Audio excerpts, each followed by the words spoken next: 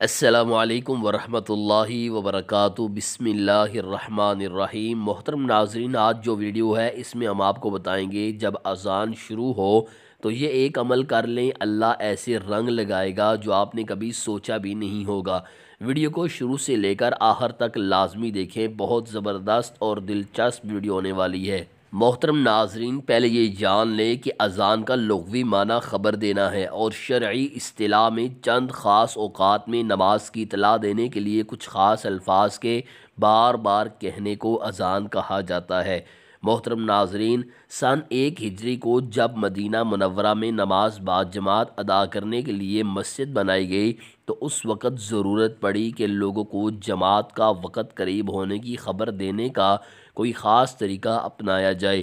رسول اللہ صلی اللہ علیہ وآلہ وسلم نے جب اس بارے میں سب صحابہ کرام رضوان اللہ علیہم اجمعین سے مشورہ مانگا تو اس سلسلے میں 4 مشورے سامنے آئے۔ نمبر 1، نماز کے وقت بطور علامت کوئی خاص پرچم بلند کیا جائے۔ نمبر 2، کسی بلند جگہ پر آگ لگائی جائے تاکہ روشنی کر دی جائے۔ نمبر 3، یہودیوں کی طرح سینگ بجایا جائے۔ نمبر 4، عیسائیوں کی طرح ناقوس بجایا جائے۔ سبھی مشورے حضرت کو غیر مسلم کے طریقوں سے پسند نہ آئے۔ اس مسئلے میں آپ صلی اللہ علیہ وسلم اور صحابہ کرام اس مسئلے میں پریشان تھے کہ اسی رات ایک انصاری صحابی حضرت عبداللہ بن زید نے خواب میں دیکھا کہ کسی نے انہیں اذان اور اقامت کے کلمات سکھائے ہیں۔ انہوں نے صبح سویرے نبی صلی اللہ علیہ وسلم کی خدمت میں حاضر ہو کر اپنا خواب سنایا تو نبی صلی اللہ علیہ وسلم نے اسے پسند فرمایا اور اس خواب کو اللہ تعالیٰ کی طرف سے سچا خواب قرار دیا۔ اسی طرح کے خواب اکثر دوسرے صحابہ نے بھی سنائے اور نبی صلی اللہ علیہ وسلم کو بھی بذریعہ وحی اللہ تعالیٰ نے اذان کی تعلیم دی۔ نبی صلی اللہ علیہ وسلم نے حضرت عبداللہ بن زید سے فرمایا کہ آپ حضرت بلال کو اذان کے ان کلمات کا کہہ دو، ان کی آواز بہت اونچی ہے، اس لیے وہ ہر نماز کے وقت اسی طرح اذان دیا کریں۔ اسی طرح سے اس دن سے اذان کا یہ طریقہ شروع ہو گیا اور اسی لیے حضرت بلال کو اسلام کا پہلا مؤذن کہا گیا۔ ابو ہریرہ رضی اللہ عنہ کہتے ہیں کہ میں نے نبی صلی اللہ علیہ وآلہ وسلم کو فرماتے ہوئے سنا، مؤذن کی آواز جہاں تک پہنچتی ہے اس کی بخشش کر دی جاتی ہے اور ہر خشک و تر اس کے لیے بخشش مانگتا ہے، اور اذان سن کر نماز میں حاضر ہونے والے کے لیے 25 نیکیاں لکھی جاتی ہیں اور 2 نمازوں کے درمیان کے گناہ بخش دیے جاتے ہیں۔ سبحان اللہ۔ صحیح ابن ماجہ۔ اس حدیث میں ذکر کیا گیا ہے کہ ہر خشک و تر چیز گواہی دے گی، گویا اس میں جنات اور انسان، جانور، پرند چرند، نباتات، جمادات سب شامل ہے۔ یہ بات بخاری شریف میں موجود ہے۔ اس حدیث سے مزید واضح ہو چکا ہے۔ عبد الرحمن مازنی اپنے والد عبداللہ سے بیان کرتے ہیں کہ ان کے والد نے انہیں خبر دی۔ حضرت ابو سعید خدری رضی اللہ عنہ نے ان سے بیان کیا، میں نے رسول اللہ صلی اللہ علیہ وسلم کو فرماتے ہوئے سنا کہ میں دیکھتا ہوں کہ تمہیں بکریوں اور جنگل میں رہنا پسند ہے، اس لیے جب تم جنگل میں اپنی بکریوں کو لیے ہوئے موجود ہو اور نماز کے لیے اذان دو تو آپ اونچی آواز سے اذان دیا کرو، کیونکہ جن و انس بلکہ ساری چیزیں جو مؤذن کی آواز سنتی ہیں قیامت کے دن اس پر گواہی دیں گی۔ صحیح البخاری۔ سبحان اللہ۔ اس حدیث میں اذان دینے والے کے لیے قیامت میں گواہی کا بیان ہے۔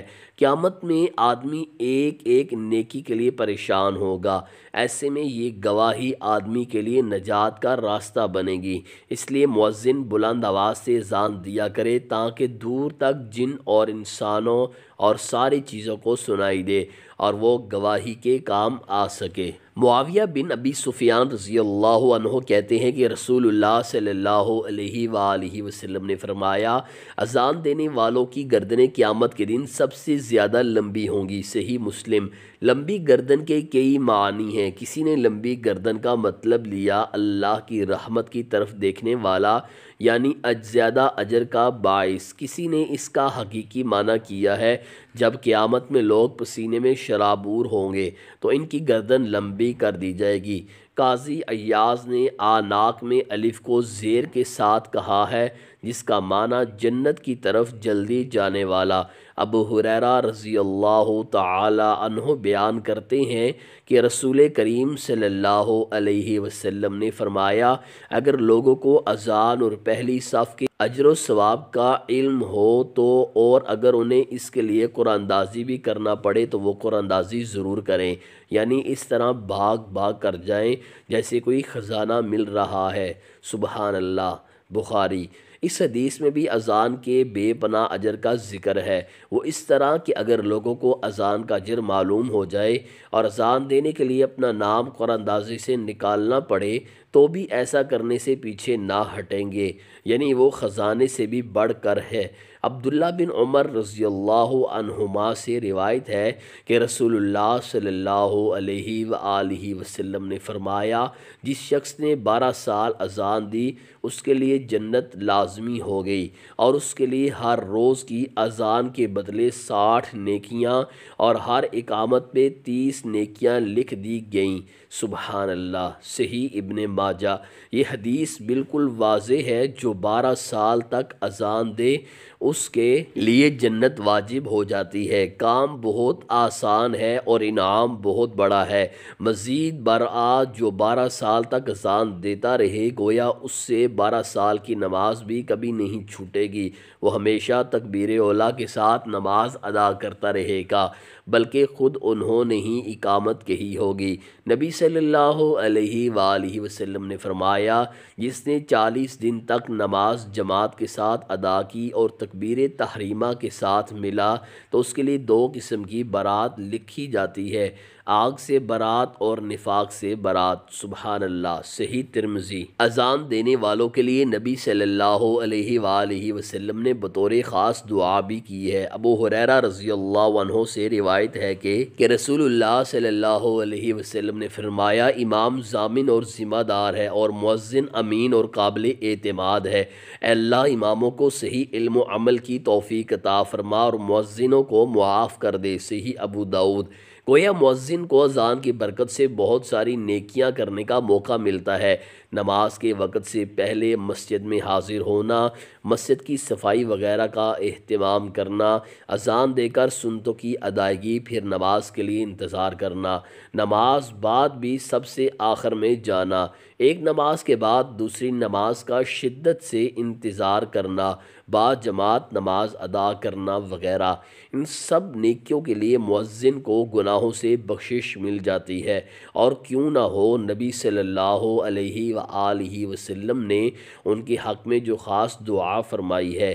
حضرت ابن عمر رضی اللہ عنہ سے روایت ہے کہ حضور نبی اکرم صلی اللہ علیہ وآلہ وسلم نے ارشاد فرمایا، جو شخص 12 سال تک اذان دے اس کے لیے جنت واجب ہو جاتی ہے اور اس کے لیے ہر روز ہر اذان پر 60 نیکیاں اور ہر تکبیر پر 30 نیکیاں لکھی جاتی ہیں۔ ابن ماجہ۔ حضرت انس رضی اللہ عنہ کا بیان ہے کہ رسول اللہ صلی اللہ علیہ وآلہ وسلم نے فرمایا، مؤذن کے سر پر اللہ تعالیٰ کا ہاتھ ہوتا ہے اور اسے اس کی آواز کی پہنچ تک جہاں تک بھی پہنچ جائے معاف کر دیا جاتا ہے۔ طبرانی۔ سبحان اللہ۔